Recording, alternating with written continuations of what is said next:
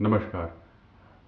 अभी कुछ दिन पहले मेरे एक मित्र ने मुझे एक वीडियो क्लिप भेजी और उसमें मैंने देखा कि एक पैनल डिस्कशन हो रहा था और उसमें एक महिला नेत्री थी किसी पार्टी की और उन्होंने एक कमेंट पास किया, जो विचार विमर्श चल रहा था उस दौरान कि भारतवर्ष को जो आज़ादी मिली है वो सिर्फ 99 सालों के लिए मिली है।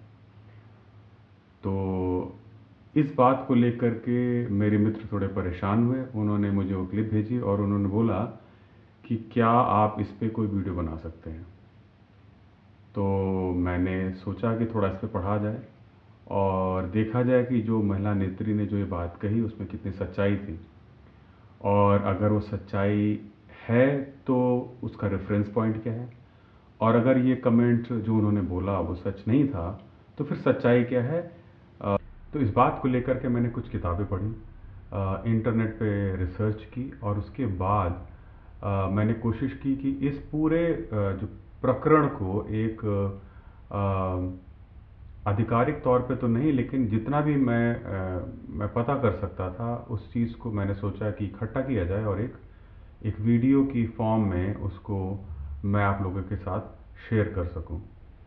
और जब मैं इस बारे में थोड़ा सा रिसर्च कर रहा था, पढ़ रहा था, तो मुझे लगा कि ये बहुत इंटरेस्टिंग सब्जेक्ट है। तो मेरी आपसे एक विनती है कि इस वीडियो को पूरा देखें, क्योंकि ये आपको पता होना चाहिए कि जो देश को आज़ादी मिली उसमें कौन कौन से बहुत महत्वपूर्ण पड़ाव थे जिनके बेसिस पे या जिन पे आधारित हमारा जो स्वतंत्रता संग्राम का जो संघर्ष था वो आधारित रहा। तो किन वजहों से और किन किन चीज़ों को मद्देनज़र रखते हुए हमें अंततः 15 अगस्त 1947 को हमें पूर्ण रूप से आज़ादी मिली, और जो क्या वो आज़ादी मिली वो 99 साल के लिए मिली थी या वो पूर्ण आज़ादी थी। तो अगर आप इस वीडियो को पूरा देखेंगे और समझने की कोशिश करेंगे तो आपको पता लगेगा कि वीडियो ना सिर्फ ज्ञानवर्धक है बल्कि रोचक भी है। तो इस बात की तह तक जाने के लिए जो उन महिला नेत्री ने बोला कि क्या हमारे देश को आज़ादी 99 साल के लिए मिली है, हमें थोड़ा सा इतिहास में झांकना पड़ेगा। तो मैं आपको लेके चलता हूँ थोड़ा पीछे, 1857 में। तो 1857 में क्या हुआ था आप सबको पता ही होगा कि 1857 में हमारे देश का पहला स्वतंत्रता संग्राम हुआ था, जिसको अंग्रेज सिपाही रिवोल्ट या खाली सिपाही विद्रोह कहते हैं। लेकिन उसका हमारे देश की आज़ादी की जो गति थी, जो दिशा थी, उसमें बहुत बड़ा योगदान है। मेरी एक सलाह है कि आप वीर सावरकर की लिखी हुई जो किताब है, इस पूरे 1857 के संग्राम के बारे में उसको ज़रूर पढ़ें। भले ही आप बीजेपी को पसंद करते हो, ना पसंद करते हो, आप लेफ्ट हो, राइट हो, या सेंट्रल सोशलिस्ट पॉलिटिक्स को पसंद करते हो, लेकिन वो किताब एक बहुत अच्छा दस्तावेज है और मेरा ऐसा मानना है कि प्रत्येक भारतीय को उस किताब को जरूर पढ़ना चाहिए। तो आते हैं अब 1857 की क्रांति के बारे में।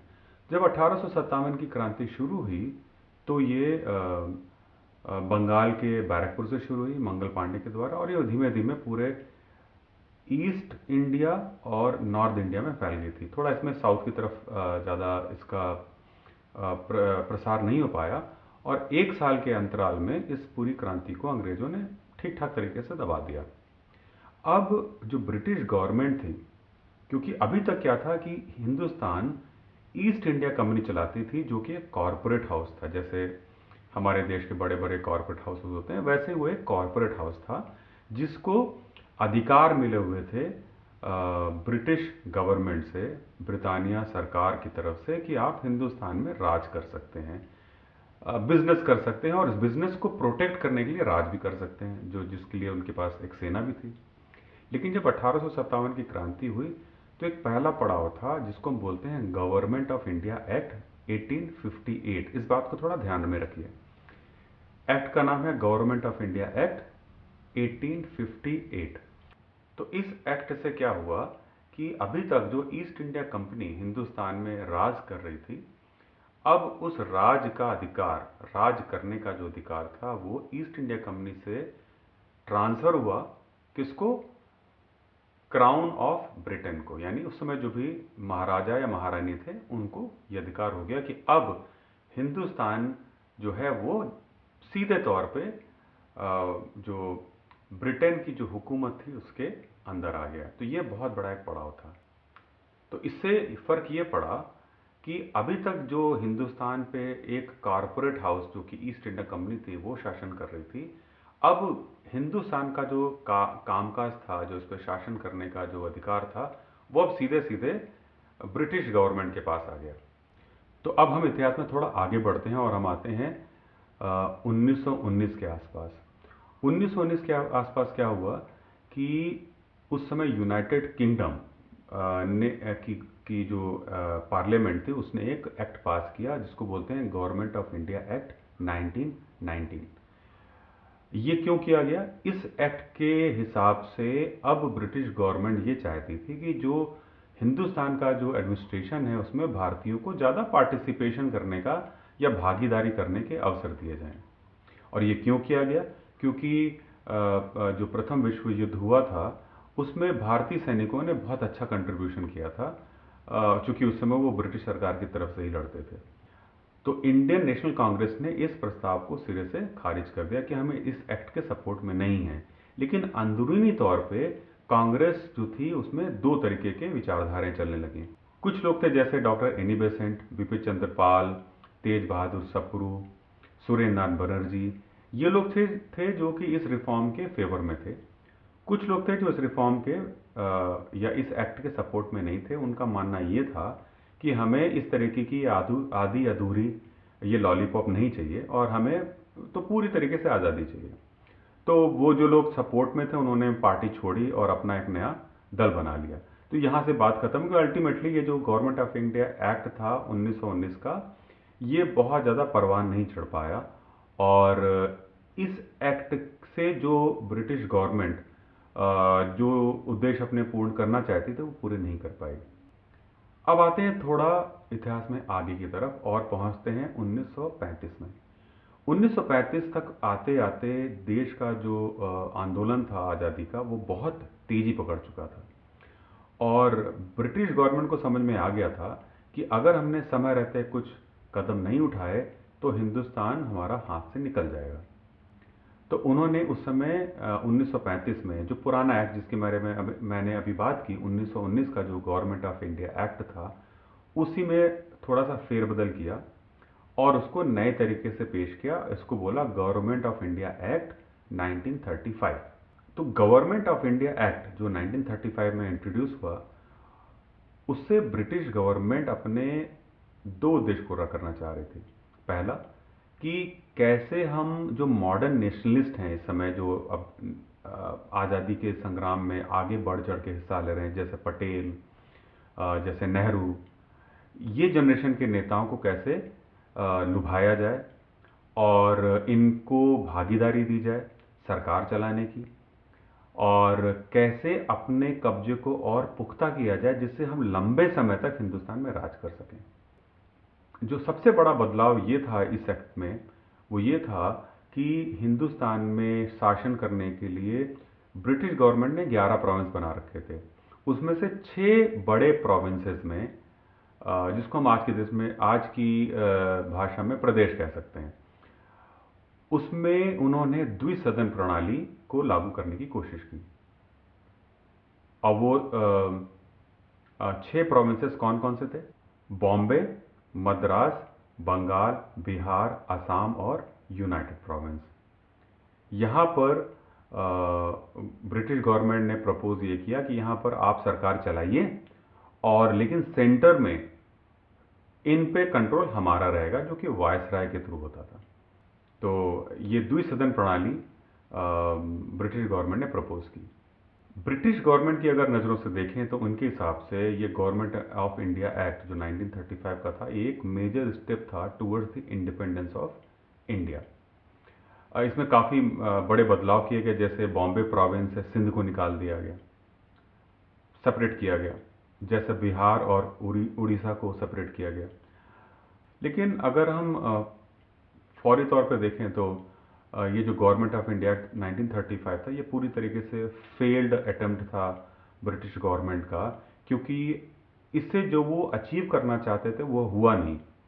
क्योंकि जो कॉन्सेप्ट ऑफ डायरार्की जो ये ब्रिटिश गवर्नमेंट लेके आई, वो कॉन्सेप्ट ही पूरी तरीके से फेल हो गया। और अल्टीमेटली अंततः ये हुआ कि इंडियन नेशनल कांग्रेस और मुस्लिम लीग दोनों ने ही इस एक्ट का विरोध किया और इसको सिरे से नकार दिया। तो जो गवर्नमेंट ऑफ इंडिया एक्ट 1935 था, ये भी पूरी तरीके से फ्लॉप हो गया। यानी जो 1919 का जो एक्ट था, उसके बाद उसमें जो फेरबदल किया और 1935 का जो एक्ट बनाया गया, ये दोनों ही जो प्रयास थे ब्रिटिश गवर्नमेंट के, पहला तो एक तरीके से बोला जाए कि झुंझुना था। दूसरे में उन्होंने कुछ सीरियस स्टेप्स लिए कि हम आपको सरकार चलाने का भी मौका देंगे, लेकिन क्योंकि इंटेंशन ठीक नहीं थी और पूरे पूरे एक्ट में बहुत सारे फ्लॉज थे, जिसकी वजह से जो भी इसमें मेन पार्टीज थी दो, कांग्रेस और मुस्लिम लीग, दोनों ने इस 1935 के एक्ट को भी नकार दिया। अब आते हैं सबसे महत्वपूर्ण एक्ट पर, जिसको हम बोलते हैं इंडिया इंडिपेंडेंस एक्ट 1947।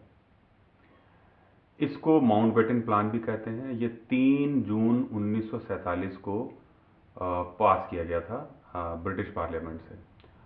और ये पूरा का पूरा जो था, ये उस समय ब्रिटेन के जो प्रधानमंत्री थे एटली और माउंटबेटन, इन दोनों के दिमाग की उपज थी, क्योंकि ये ब्रिटिश गवर्नमेंट समझ चुकी थी कि अब हिंदुस्तान में हम रह नहीं पाएंगे। तो इस एक्ट में उन्होंने ये प्रॉमिस किया कि हम अब हिंदुस्तान को छोड़ के जाने वाले हैं। इंडियन इंडिपेंडेंस एक्ट 1947 को ब्रिटिश पार्लियामेंट ने 3 जून 1947 को पास किया। ये बड़ा महत्वपूर्ण ये एक्ट था, जिस पे देश की आज़ादी का प्रस्ताव पूरी तरीके से पारित हुआ। लेकिन उसमें एक अंग्रेज़ों ने एक दांव खेल दिया। उन्होंने बोला कि इस एक्ट में अब हिंदुस्तान के 2 टुकड़े होंगे, एक होगा हिंदुस्तान और दूसरा होगा पाकिस्तान। और दोनों के दोनों राष्ट्र जो होंगे वो ब्रिटिश डोमिनियन बन के ही रहेंगे। अब ब्रिटिश डोमिनियन का मतलब ये होता है कि राष्ट्र तो होंगे, लेकिन वो ब्रिटिश क्राउन के अंडर कर रह करके काम करेंगे। अब उसमें की 2 मेन पार्टियां थी, एक थी कांग्रेस और दूसरी मुस्लिम लीग। तो दोनों ने ही इस प्रस्ताव का, जो इंडिया इंडिपेंडेंस एक्ट का, सपोर्ट किया। लेकिन कांग्रेस ये चाहती थी कि जो अंग्रेज भारत से जाएं तो, लेकिन पीछे एक यूनाइटेड कंट्री छोड़ के जाएं, उसका डिवीजन ना हो। मुस्लिम लीग जो कि शुरू से ही द्विराष्ट्र सिद्धांत पे चल रही थी कि हमें तो अपना अलग पाकिस्तान चाहिए, उसने इस कदम का स्वागत किया और इसको बहुत ही सहर्ष स्वीकार कर लिया कि भाई हमें हमारा देश मिल रहा है। तो ये जो एक्ट था, ये सारे एक्ट, चाहे आप 1858 का पहला एक्ट देख लें, फिर 1919 का दूसरा एक्ट देख लें, फिर 1935 का तीसरा एक्ट देख लें, तो जो ये 1947 का या 1947 का जो ये इंडियन इंडिपेंडेंस एक्ट बना था, ये भी उन्हीं एक्ट का एक मिला जुला स्वरूप था। ये करीब 22 पेज लंबा था, इसमें 20 सेक्शंस थे और इसको एक एक्ट की तरीके से लिखा गया था प्रॉपर, जो कि अभी तक मिसिंग था 1935 या 1919 वाले एक्ट में। अगर देखा जाए तो 1947 का जो एक्ट था, ये प्रॉपरली लेड डाउन एक एक्ट था। इतिहास में इस एक्ट को, जो 1947 का इंडियन इंडिपेंडेंस एक्ट है, इसको एक वाटरशेड मूवमेंट भी माना जाता है। अब आते हैं उस बात पे जिसके लिए इतना लंबा वीडियो बनाना पड़ा, कि महिला नेत्री ने उस वीडियो क्लिपिंग में ये क्यों कहा कि भारतवर्ष को आज़ादी सिर्फ 99 सालों के लिए मिली है, हम पूर्ण रूप से आज भी आज़ाद नहीं हैं। तो उसमें उनकी बात में बहुत थोड़ी सी सच्चाई है और बाकी सारी अज्ञानता है। तो इस पूरे वीडियो को बनाने का जो उद्देश्य था कि अब 1947 जब देश आज़ाद हो गया, उसके बाद इस एक्ट में और कौन से ऐसे ऐसे प्रोविजन थे जिसकी वजह से कुछ लोगों का यह ऐसा मानना हो सकता है कि हमें पूर्ण रूप से आज़ादी नहीं मिली, ये सिर्फ 99 साल के पट्टे पे मिली है और शायद 99 साल के बाद हम वापस ब्रिटिश सरकार के पार्ट हो जाएंगे। तो इसमें एक छोटी सी कह सकते हैं कि एक छोटी सी अज्ञानता है। अब आते हैं उस मुख्य मुद्दे पर जिसकी वजह से मैंने ये वीडियो बनाया, कि क्या देश की आज़ादी हमें 99 सालों के लिए मिली है? क्या 99 साल के बाद हम पुनः ब्रिटिश गवर्नमेंट के अंडर चले जाएंगे? तो इसका जवाब है नहीं। लेकिन अगर जवाब नहीं है तो उन महिला नेत्री ने ऐसा क्यों कहा कि हमारी आज़ादी हमें सिर्फ 99 सालों के लिए मिली है? तो उसमें उनकी बातों में थोड़ी सी सच्चाई है, लेकिन उस थोड़ी सी सच्चाई के ऊपर एक अज्ञानता का बहुत बड़ा एक आवरण चढ़ा हुआ है। और वो अज्ञानता क्यों है, अब मैं आगे इस वीडियो के इस अगले भाग में आपको उस बारे में बताऊंगा, जिसकी वजह से शायद उनके जैसे ऐसे बहुत लोगों का मानना हो सकता है कि हमारे देश की आज़ादी सिर्फ 99 सालों के लिए हमें मिली थी। अब चलते हैं वापस 15 अगस्त 1947 को। तो 15 अगस्त 1947 को हमें आज़ादी तो मिल गई, लेकिन भारतवर्ष अभी भी एक डोमिनियन था। डोमिनियन मतलब अभी भी वो ब्रिटिश सरकार के गवर्नर जनरल के अधीन होकर ही काम कर रहा था। तो हमारी जो कॉन्स्टिट्यूएंट असेंबली को ये बात पसंद नहीं आई। और आपको पता होगा उसमें कौन कौन लोग थे।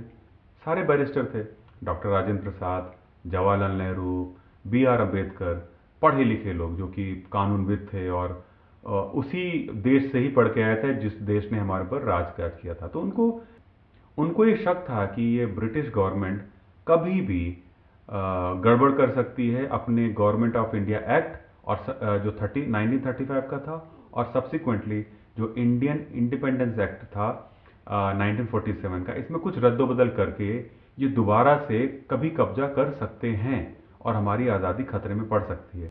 तो हमारी कॉन्स्टिट्यूंट असेंबली ने दो बहुत महत्वपूर्ण काम किए। पहला, कि जो हमारा कॉन्स्टिट्यूशन का जो फाइनल ड्राफ्ट था उसको ब्रिटिश पार्लियामेंट से अप्रूव होना था as per the provision of Indian Independence Act. हमारी कॉन्स्टिट्यूएंट असेंबली ने हमारे संविधान को, जो उसका जो फाइनल ड्राफ्ट था, उसको ब्रिटिश पार्लियामेंट से अप्रूव नहीं कराया। और दूसरा, जब सारे आर्टिकल बन चुके थे, उन्होंने आर्टिकल 395 ऐड किया संविधान में। अब ये 395 आर्टिकल क्या था? एज पर आर्टिकल 395 भारत अब एक डोमिनियन नहीं रहेगा, और इस आर्टिकल से इन्होंने वो सारे रास्ते बंद किए जिन रास्तों के थ्रू या जिन रास्तों पे चल के ब्रिटिश पार्लियामेंट अपने गवर्नमेंट ऑफ इंडिया एक्ट 1935 या इंडिया इंडिपेंडेंस एक्ट 1947 में कोई भी रद्दोबदल करके हमारी आज़ादी को रिवोक कर सकती थी। तो हमारी कॉन्स्टिट्यूएंट असेंबली ने दो बहुत स्मार्ट मूव प्ले किए। पहला, संविधान को अप्रूव ना कराना ब्रिटिश पार्लियामेंट से, और दूसरा, आर्टिकल 395 को ऐड कर लेना। तो जो भी लोग ये वीडियो देख रहे हैं, अगर आपको जरा सा भी शक है कि हमें आज़ादी 99 साल के लिए मिली थी और ये आज़ादी हमसे कभी भी वापस छीनी जा सकती है, तो उनकी जो महिला नेत्री जिन्होंने ये बात बोली, थोड़ी सी सच्चाई है। हाँ, ऐसा ब्रिटिश गवर्नमेंट का मानना हो सकता था। 1947 का जो हमारा इंडिपेंडेंस एक्ट था उसमें प्रोविजन था जिसकी वजह से ऐसा हो सकता था। लेकिन हमारी कॉन्स्टिट्यूएंट असेंबली में बहुत लर्नेड और बहुत ही विद्वान लोग थे, उन्होंने इस ऑप्शन को रहने ही नहीं दिया। तो जो उन्होंने जो संविधान बनाते समय और संविधान को कंप्लीट करते वक्त जब उसको पूर्ण किया, उन्होंने इस बात का ध्यान रखा कि ब्रिटिश गवर्नमेंट हमारे साथ दोबारा कोई खेल ना कर सके। इसके लिए हमें अपनी संविधान सभा का धन्यवाद देना चाहिए कि उन्होंने इतना सुंदर संविधान लिखा और उसमें आर्टिकल 395 भी ऐड किया, जिसकी वजह से भविष्य में इस तरीके के खतरे हमारे पर ब्रिटिश पार्लियामेंट से ना आ सकें। इसलिए हमें अपनी संविधान सभा और उसके सदस्यों का धन्यवाद देना चाहिए कि उन्होंने इतना सुंदर और इतना विस्तृत संविधान लिखा और अंत में उसमें आर्टिकल 395 ऐड किया, जिस आर्टिकल की वजह से हम एक ब्रिटिश कंट्रोल टेरिटरी ना हो करके एक सोवरेन कंट्री बन गए। और अब हमारा ना तो ब्रिटिश गवर्नमेंट से, ना ब्रिटिश क्राउन से, ना ही ब्रिटिश पार्लियामेंट से कोई भी संबंध है। तो आराम से सोइए, आपकी आज़ादी को कोई खतरा नहीं है और हमारी आज़ादी बिल्कुल भी 99 साल के लिए हमें नहीं मिली है। हम पूर्ण रूप से आज़ाद हुए थे 1947 में, और हमारी संविधान सभा ने वो सारे हमें पुख्ता इंतजाम करके दिए कि इस तरीके से ब्रिटिश सरकार किसी भी पुराने एक्टों का हवाला दे करके हमारी स्वतंत्रता और संप्रभुता पे कोई आक्रमण ना कर सके। आशा करता हूँ ये जानकारी आपको रोचक लगी होगी, और अगर आपने वीडियो यहाँ तक देखा है तो एक लाइक ज़रूर कर दें, और अगर आपको लगता है ये जानकारी आपको दूसरों से बांटनी चाहिए तो अपने मित्रों और परिवारगणों के साथ इसको ज़रूर शेयर करें। और हाँ, अगर आपने अभी तक इस चैनल को सब्सक्राइब नहीं किया है तो कृपया सब्सक्राइब जरूर कर दें, बेल आइकन भी दबा दें कि जब भी मैं ऐसा कोई रोचक जानकारी भरा वीडियो आपके साथ साझा करना चाहूँ तो आपको तुरंत उसकी जानकारी मिल जाए। यहाँ तक वीडियो देखने के लिए बहुत बहुत धन्यवाद और नमस्कार।